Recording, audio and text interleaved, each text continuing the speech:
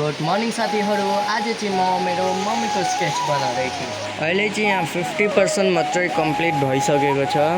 यसलाई चाहिँ यो भिडियोमा मैले पुरा कम्प्लिट गर्नेवाला छु र तपाईँहरूलाई मैले यसको पछिको प्रोसेस पनि बताउँछु कि मैले कसरी गर्छु, के हुन्छ, के स्ट्रगल आउँछ, के प्रब्लम आउँछ, त्यसलाई मैले कसरी सल्भ गर्छु। भिडियोलाई स्टार्ट गरौँ। अहिले चाहिँ गाइस म यहाँ आँखामा डिटेलिङ गर्दैछु र हजुरहरूले डिटेलिङ गर्ने चाहिँ पहिला यो आफ्नो पेन्सिललाई राम्ररी सार्प गर्नु है। यस्तो स्मल थिङ्स पनि बिग डिफ्रेन्स आउँछ क्या तपाईँहरूको आर्टवर्कलाई।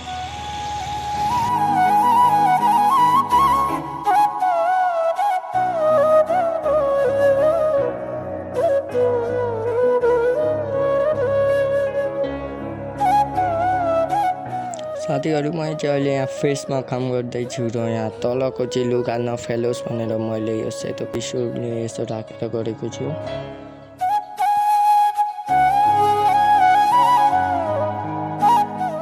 गाइस यहाँ देख्न सक्नुहुन्छ यति चाहिँ कम्प्लिट भइसकेको छ। अब चाहिँ ब्याकग्राउन्ड ड्र गर्नेवाला छु।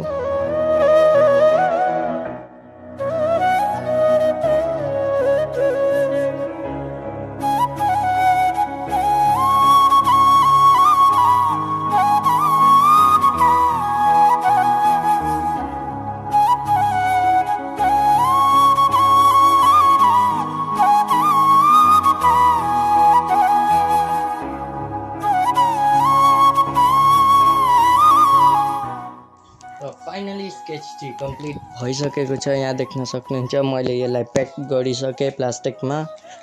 र हजुरहरूलाई यो स्केच कस्तो लाग्यो कमेन्टमा बताउनु है।